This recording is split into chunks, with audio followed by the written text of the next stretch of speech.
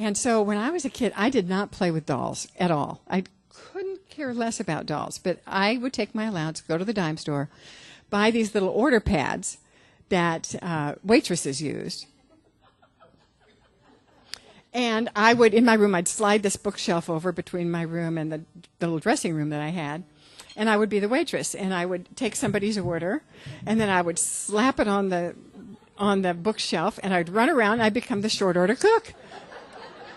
And I would make whatever it was, and then put it up there, and then she would come around and serve it, you know. So, I mean, I could entertain myself like this for hours.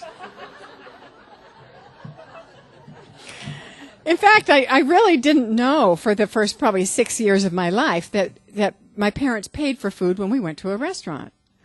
I really thought that these waitresses were like these angels who came around and, what would you like? You know, and we all had different things, and they brought us whatever we wanted, and I just thought they were amazing. So when somebody asked me what I wanted to be when I grew up, I said, well, either a waitress or a movie star.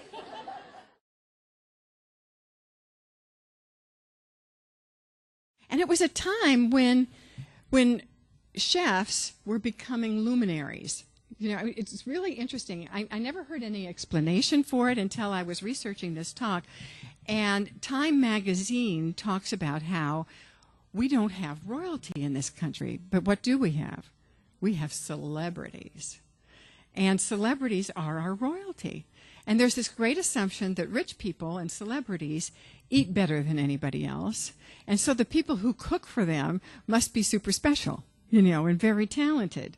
And it was a time when Wolfgang Puck was the chef at Ma Maison restaurant, and it had an unlisted number. And Paul and I had a cooking school on Sunset Boulevard called the Von Wellenetz Cooking Workshop. And, you know, this is the way the Edge came about, and this is the way our cooking career came about. When I'm really clear that what we have to offer is really good, I'll pick up the phone and call anybody.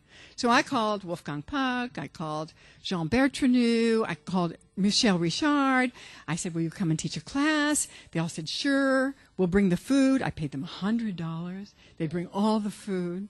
And people, I mean, clamoring to get in these classes. These people, these were the early super chefs.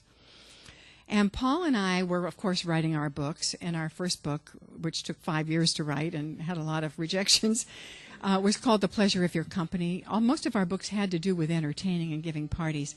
And that book won the Cookbook of the Year, which helped a lot as far as our career went. And we got to ride on the coattails of this Chefs as Luminaries movement for a while. We took James Beard and Craig Claiborne on cruise ships, and, you know, it was really a very interesting time. I have a picture in Town and Country magazine of Martha Stewart on one side and me on the other facing page, and it says, Cooking Experts East and West. So that was really kind of the peak and the pinnacle of our career. And then we had our own television show called The New Way Gourmet, and that was on for quite a while on Lifetime Network. And what was I then? I was a movie star waitress.